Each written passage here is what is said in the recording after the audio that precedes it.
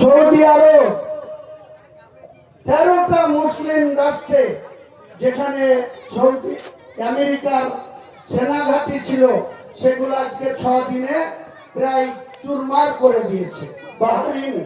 বাহরিনে সব থেকে বেশি আমেরিকার শক্তিশালী নৌবহরের ঘাঁটি ছিল, সেটাও ইরান একাই তাদের আল্লাহর মদতে, আল্লাহর দুয়ায়, আল্লাহর হিম্মতে তারা কিন্তু আজকে মাথা উঁচু করে লড়ে যাচ্ছে। তাই এই লড়াইয়ের মধ্যে আবার রাশিয়া, চীন, উত্তর কোরিয়া সাপোর্ট দিচ্ছে।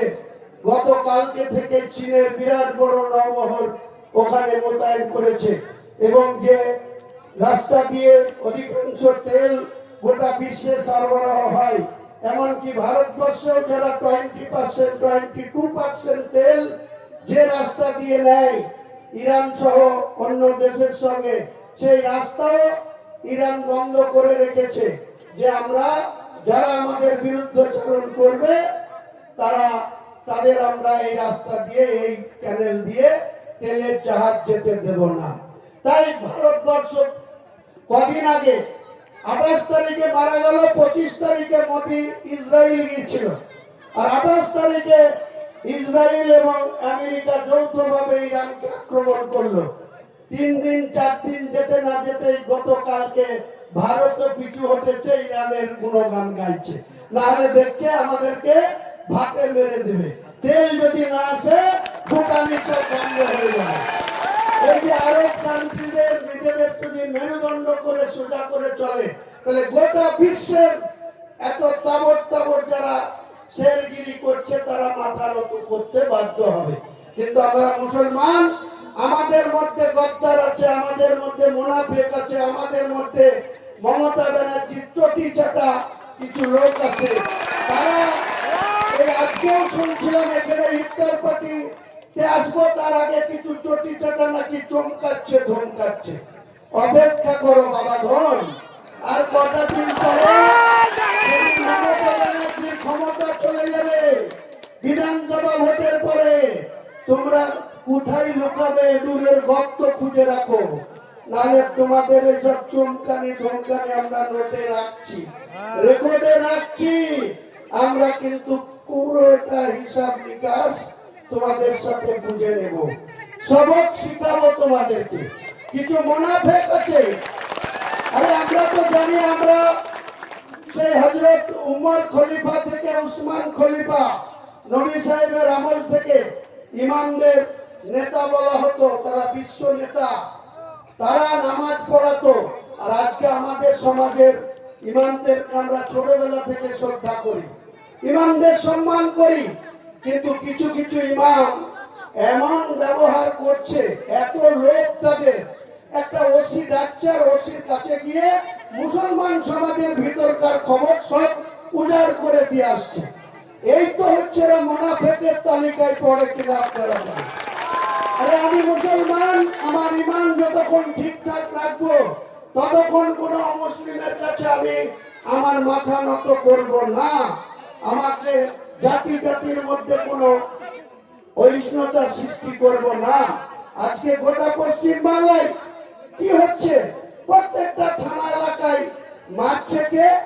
মুসলিম, মরছে কে? মুসলিম, বোম পাচ্ছে কে? মুসলিম, বোম মারছে কার ঘরে? মুসলিমের ঘরে। কেস হচ্ছে কার বিরুদ্ধে? এদের। আর ডিম খাচ্ছে কে? মমতা ব্যানার্জির দারোগা বাবু। আপনাদেরকে সংযত হতে হবে কি হবে না? আপনারা কেন এটা করবেন? আপনাদের ইমানকে মজবুত করুন, আমার একটাই বক্তব্য। তাই আমি মাথা নত করিনি। আমাকে অনেক প্রস্তাব দেওয়া হয়েছিল। আমি যখন 2024 সালের 12ই ডিসেম্বর কলকাতায় দাঁড়িয়ে বলেছিলাম, মমতা ব্যানার্জি যদি জগন্নাথ মন্দির করতে পারে, আমি যে বাবরি মসজিদ অযোধ্যায় ছিল, যে বাবরি মসজিদ ভেঙে ফেলা হয়েছিল, সেই বাবরি মসজিদ আমি বাংলার মুর্শিদাবাদের বেলডাঙায় করব। তখন কোনো কিছু গুরুত্ব দেয়নি। 11 মাস ধরে ভেবেছিল হুমায়ুন কবির বলছে ওর ক্ষমতা হবে না বাবরি মসজিদ করা। 11 মাস আমার কথার কোনো গুরুত্ব দেয়নি। যখন 2025 সালের 6 ডিসেম্বর আসতে আর মাত্র 11 দিন বাকি, তখন মমতা ব্যানার্জির ঘুম ভেঙেছে। তখন অভিষেক ব্যানার্জি আমাকে ডেকে বলছে, আপনি মসজিদ করুন, ইউনিভার্সিটি করুন, আপনি হসপিটাল করুন, যা লাগবে আমি দেব, আপনি কেবল বাবরি মসজিদটা করেন না। কেন? তোমার পিসি মন্দির করতে পারবে সরকারি টাকায়, দুর্গায়ন করতে পারবে, জগন্নাথ ধাম করতে পারবে, শিলিগুড়িতে ওই মহাকাল মন্দির করতে পারবে, তোমার রেড রোডে দুর্গা প্রতিমাকে স্যালুট নেওয়ার জন্য কোটি কোটি টাকা সরকারি কোষাগার থেকে খরচ করতে পারবে। আর আমি মুসলমানদের টাকায় বাবরি মসজিদ করব, তোমার আপত্তি শুনবো কেন? তা বলছে, আপনি যদি বাবরি মসজিদ করেন, আমরা মুসলমান ভোটটা হয়তো পাবো, তাতে হয়তো 80টা 90টা সিট জিতবো, হিন্দুরা সব আমাদের বিরুদ্ধে ভোট দিবে, বিজেপি কে জিতিয়ে দিবে। তা বললাম, তোমার পিছিয়ে এত মন্দির করে বেড়াচ্ছে, এত অনুদান দিচ্ছে, তোমার পিসিকে কেন ভোট দেবে না? তুমি মুসলমানের ভোট নিয়ে তুমি হিন্দুদের কম্পিটিশন করবা, পুজো করবা, প্রসাদ খাওয়াবা, ওটা হবে না।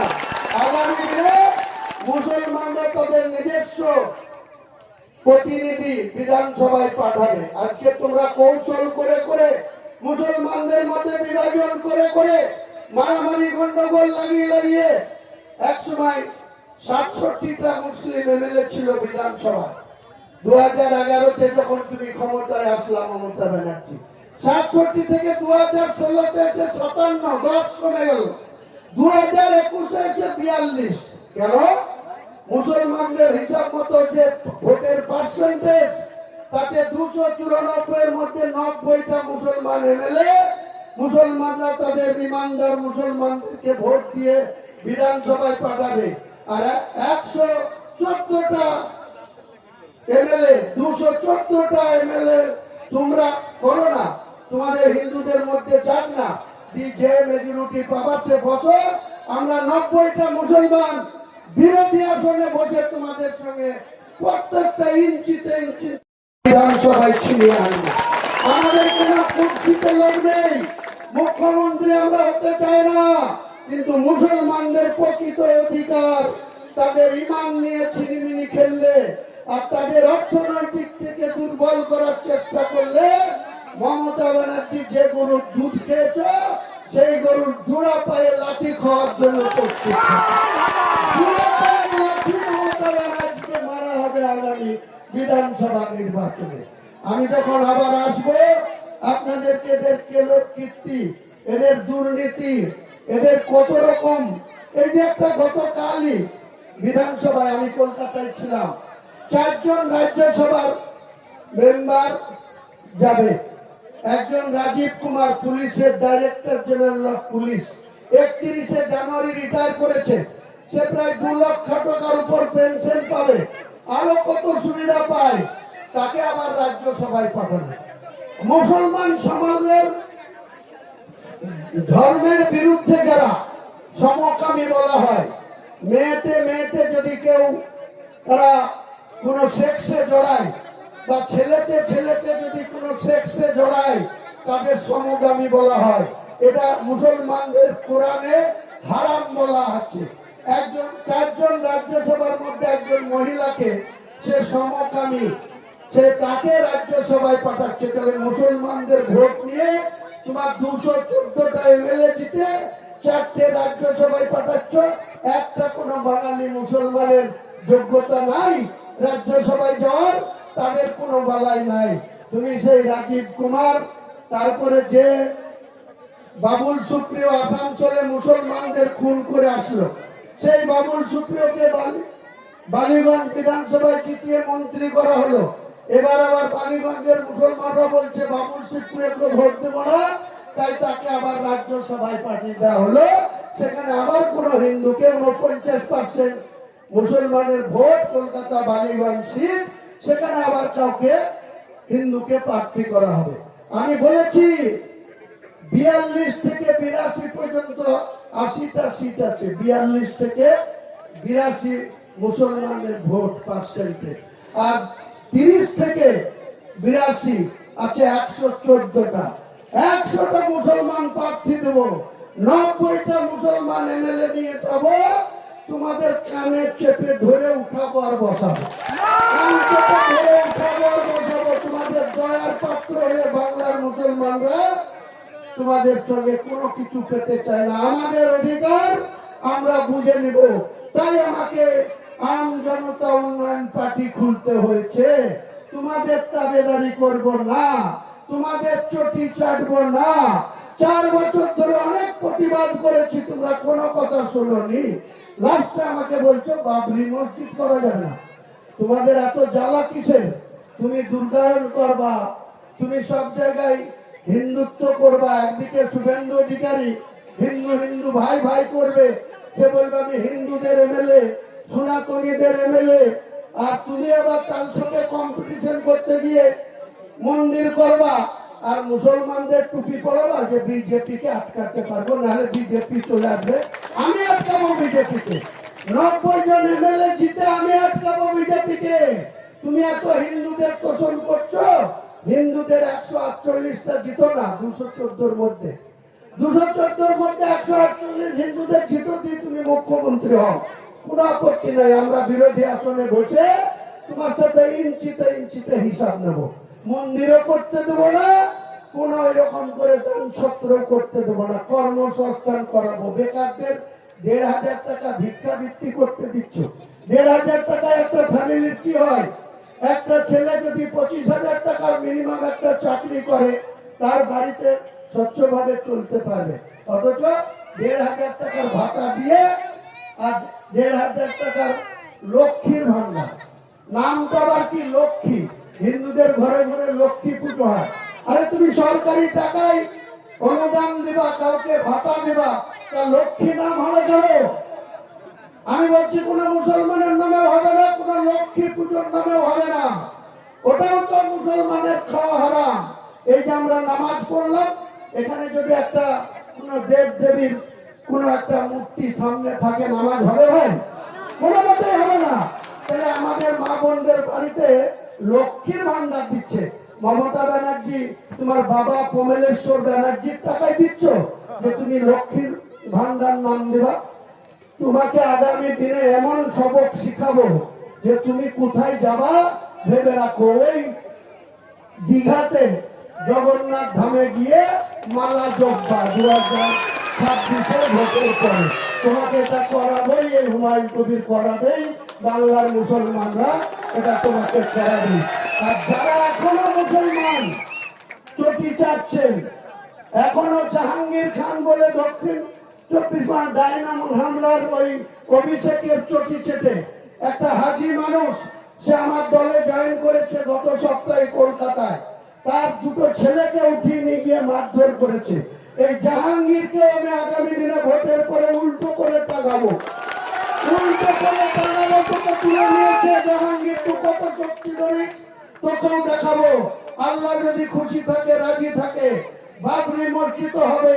আর এই জাহাঙ্গীরের মতন কুলাঙ্গার মুনাফিককে উল্টো করে টাঙিয়ে ইরান যেমন কাতারকে শিক্ষা দিচ্ছে, বাহরিনকে শিক্ষা দিচ্ছে, আরব আমিরাতকে শিক্ষা দিচ্ছে, জর্ডানকে শিক্ষা দিচ্ছে, তেমনি তোর মতো জাহাঙ্গীরকে উল্টো করে টাঙিয়ে সিধা করবো।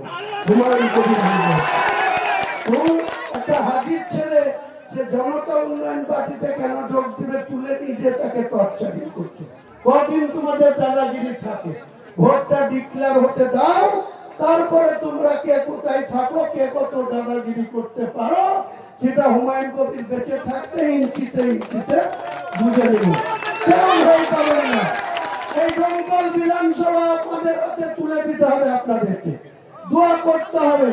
আগামী দিন আমাদের সাথে বুঝে নেবেন আপনাদেরকে কে চোখ রাঙায়, কি করে দমকলের থানা আপনাদেরকে চোখ রাঙায়, মিথ্যা মামলায় জেল খাটাই। আমি হুমায়ুন কবির আপনাদের জমিদারি, আপনাদের দায়িত্ব নিলেন। সবাই ভালো থাকুন।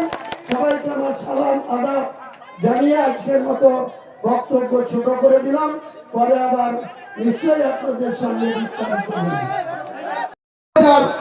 মানুষের নাম বাদ আছে। আমরা কালকেই কলকাতা ইলেকশন কমিশনের কাছে দাবি করে এসেছি, রবিবারে রাত্রিবেলায় দিল্লি থেকে ইলেকশন কমিশনের ফুল বেঞ্চ আসছে, দুদিন থাকবে। আমরা বলেছি প্রায় 64 লক্ষ মানুষের নাম আটকে রাখা হয়েছে। তাদের নাম যতক্ষণ পর্যন্ত সংযোজন না হবে ততক্ষণ পর্যন্ত আমরা ভোট ডিক্লেয়ার করতে দেব না। আমরা আগামী বুধবার বহরমপুরে জেলাশাসকের অফিস ঘেরাও করবো, হাজার হাজার লোককে নিয়ে যাবো। আমরা আমাদের লোকদলের নেতৃত্বকে বলবো আপনাদেরকে বহরমপুর বুধবারে যেতে হবে বেলা 2টার সময়। আমরা ডিএমকে বুঝিয়ে দেব মুসলিমদের সাথে কেউ অব্যবহার করলে, দুর্ব্যবহার করলে, তাদের অধিকার নিয়ে ছিনিমিনি খেললে কোন মুসলিম আপনাকে রিয়াক্ট করবে না। আমরা যেমন সম্মান দিতে জানি তেমনি নিজের অধিকারটাও আদায় করতে জানি। সবাই ভালো থাকুন।